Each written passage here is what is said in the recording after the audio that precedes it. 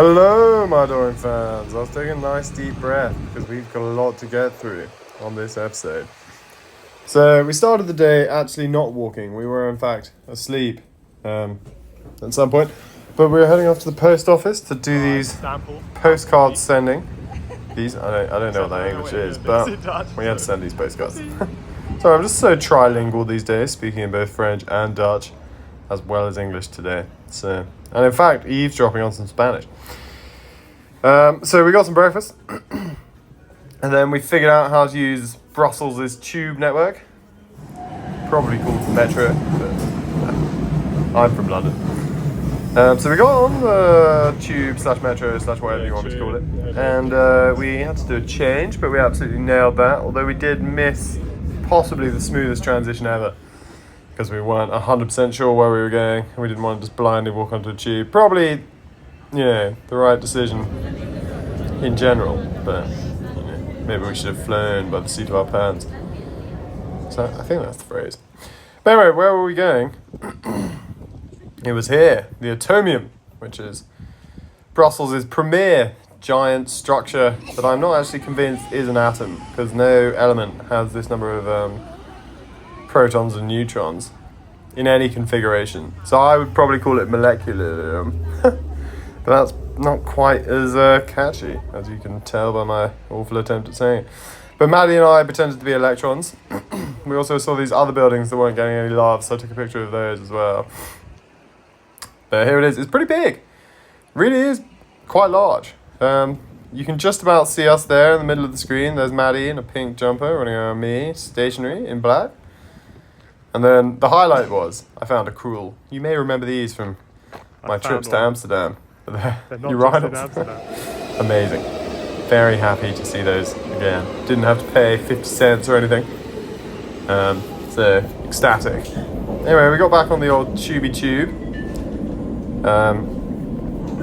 And headed back into the centre of Brussels.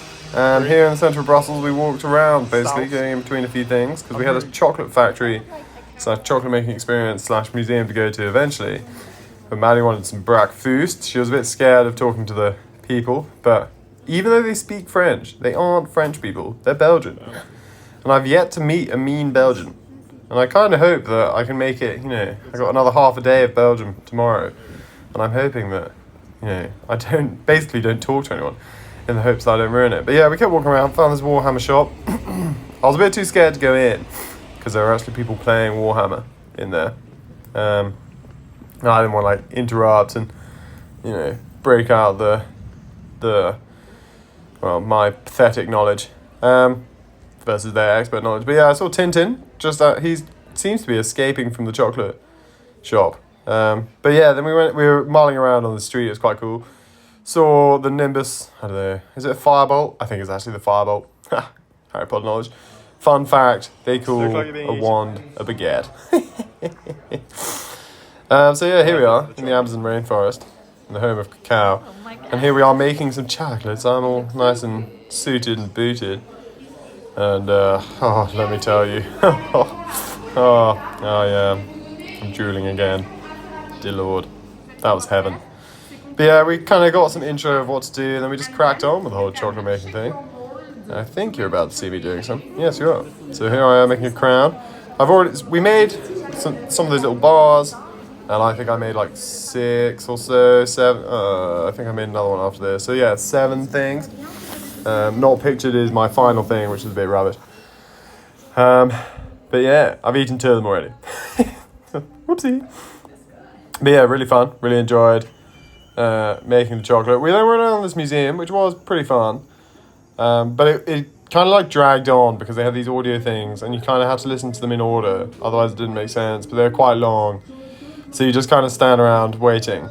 Also, I didn't get to the free chocolate samples until right at the end, so could have done with those a bit earlier to boost my energy. But it was definitely very interesting. They used to use cacao beans as money, which, look at that exchange rate, 5 chilies to 1 cacao bean.